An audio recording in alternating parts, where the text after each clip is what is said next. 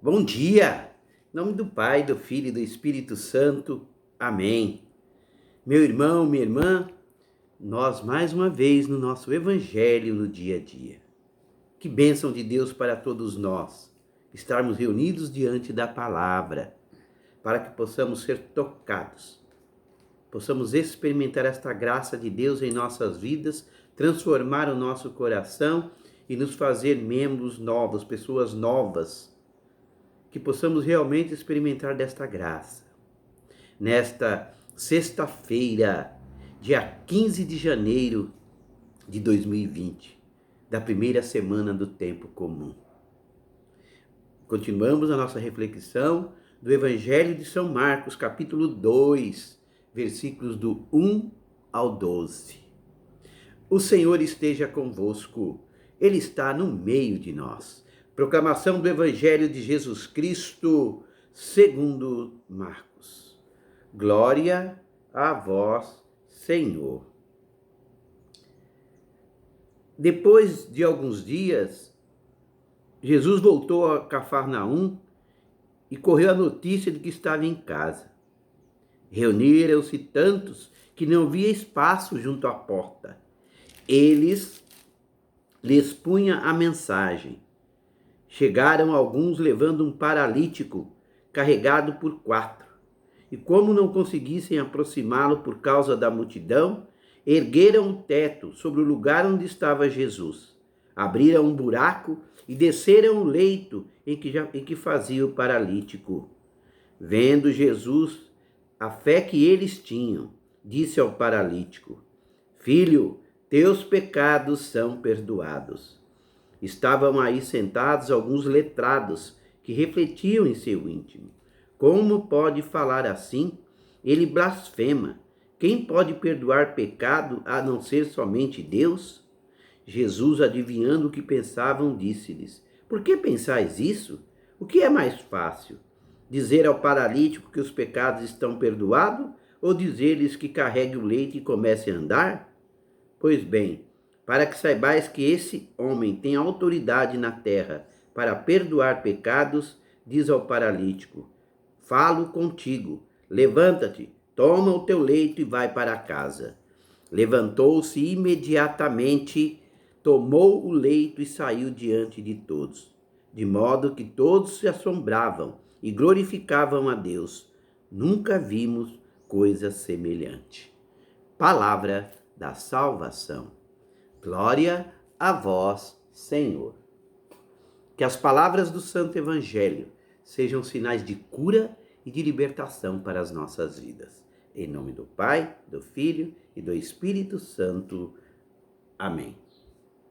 Amados irmãos, nesses dias nós estamos vendo, desde o início da formação da comunidade, dos primeiros homens a formarem a comunidade de Jesus para a missão no mundo, nós estamos vendo os relatos de Jesus fazendo diversas curas, milagres, orientando o povo. E no episódio de hoje ele volta para Cafarnaum, está em casa, e diante de todas essas realidades que vinham acontecendo, o povo ficou sabendo e juntou a multidão em volta de sua casa. Amados irmãos e irmãs, como nós hoje também precisamos nos despertar quando é nos anunciado, quando é nos falado a respeito de Jesus. Muitas vezes no mundo de hoje nós estamos muito desligados e não percebemos a presença de Jesus no nosso meio. E o relato de hoje do Evangelho de Marcos, ele nos situa dentro dessa realidade que Jesus, obediente à sua missão, começa a fazer esses atos, essas curas, e vai chamando a atenção de todo mundo diante da sua presença no meio do povo. E as pessoas sabendo, estava tão cheio de gente que hoje o Evangelho nos coloca, que aquele homem paralítico é levado, carregado por 4 pessoas. Isso tem um significado muito importante. Jesus olha aquele homem sendo carregado, não tinha lugar, eles sobem ao telhado abrem lá uma brecha, um buraco no telhado e desce aonde está Jesus. Coloca o homem ali no meio, ou seja, a ação de fé daqueles homens chama a atenção de Jesus. Mas não é uma fé isolada, porque tanto a pessoa que está precisando da cura, como as pessoas que estavam carregando, sabiam o que estava fazendo, tinham fé que ao se colocar diante de Jesus, alguma coisa ia acontecer. Então, era uma comunidade de fé. Isso é importante a gente relatar. Como a comunidade de fé aproxima as pessoas de Jesus. E eu ficava imaginando como nós hoje temos essa missão. Como comunidade de fé, aproximar as pessoas de Jesus. Levar as pessoas de Jesus. A nossa relação, a nossa intimidade com o Senhor, a nossa vontade, vamos dizer assim, possa nos fazer homens e mulheres capazes de se unirem em comunidade e levarem as pessoas a Jesus. Muitos não o conhecem, muitos ouviram falar, mas não têm uma experiência com ele. E essa experiência, aqueles homens, porque o gesto que eles fizeram, esses homens, o gesto que eles fizeram, vamos mencionar assim, foi um gesto de ladrões. Quem entra pelo telhado, faz um buraco e entra na casa dos outros, é ladrão, é um gesto duro. E Jesus fala, nossa, olha o que eles fizeram. Olha a fé desses homens para trazer esse pecador, porque o paralítico, amados irmãos, no tempo de Jesus, era uma doença terrível, era a pior das doenças. Ou seja, as pessoas que tinham essa doença, porque os pecados que eles carregavam era muito grande. Então a doença estava atrelada ao pecado. Né? As pessoas precisavam ser transformadas. Tanto é que Jesus, na hora que vê essa realidade, e começa, e diz àquele homem, teus pecados estão perdoados. Por quê? Porque é consequência do que ele vai fazer depois. Mas só o fato de ele dizer, teus pecados estão perdoados, aqueles homens letrados, aquelas pessoas inteligentes que estavam ali, que sabiam que os pecados só podem ser perdoados por Deus, que ninguém tinha o direito de perdoar pecado na cabeça deles. E que aquilo que Jesus estava fazendo não era uma obra de Deus, era uma blasfêmia. Eles não aceitavam a presença de Jesus. Eles não ligavam a presença de Jesus como sendo o Filho do Salvador, o Filho de Deus. Eles não tinham essa realidade. Então eles não acreditavam. E Jesus falou, nossa, por quê, né? Jesus fala com toda certeza para eles, por que pensais isso? O que é mais fácil, dizer ao paralítico que os pecados estão perdoados ou dizer-lhe que carregue o leito e comece a andar?